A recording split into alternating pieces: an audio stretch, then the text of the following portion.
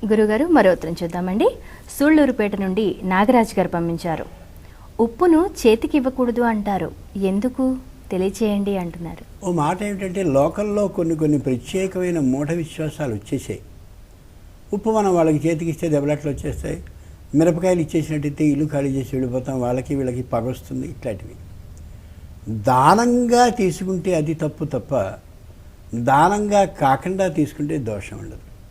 ఉదాహరణకి మనం ఏదో 10 రూపాయలు ఉప్పు కొనుక్కున్నాం. ఆ 10 రూపాయలు ఉప్పు ఆ పోసేవాడు ఎవడో ఉంటాడు, వాడు మామూలుగా ఇచ్చాడు, దాన్ని తీసుకుంటే తప్పులేదు.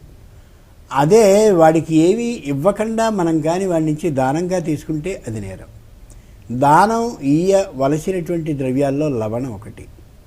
రౌప్యం లవణమిత్యాహు దశదానాని కీర్తితా.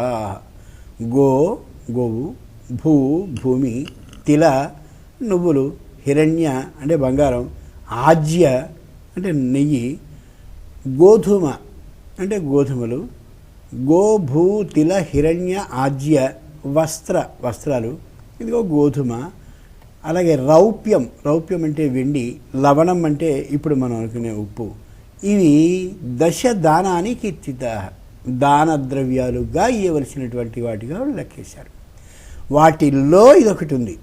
కాబట్టి దానంగా తీసుకుంటే నేరం తప్ప మనమేదో వాడికి ఇవ్వాల్సింది ఇచ్చి తీసుకుంటే తప్పు కాదు. చాలామంది అబ్బాయి నువ్వులు ఒకటి చేతి నుంచి తీసుకోకూడదు అనుకుంటారు. నువ్వులకి ఎంత అవుతుందో అంతా ఇచ్చి నువ్వులు తీసుకోవడం ఎప్పుడూ నేరం కాదు. అదే వాడి నుంచి దానంగా కానీ తీసుకున్నట్టయితే పూర్తి నేరం. వాడు మంత్రం చదవకపోయినా నువ్వుల్ని మామూలుగా అలాగే నూనెని మామూలుగా తీసుకుంటే అది నేరం.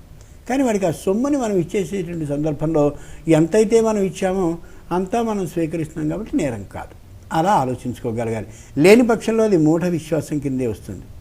గురుగారు, మీ అమూల్యమైన సమయాన్ని వెచ్చించి ప్రేక్షకుల సందేహాలను శాస్త్రోక్తంగా నివృత్తి చేశారు. ధన్యవాదాలండి.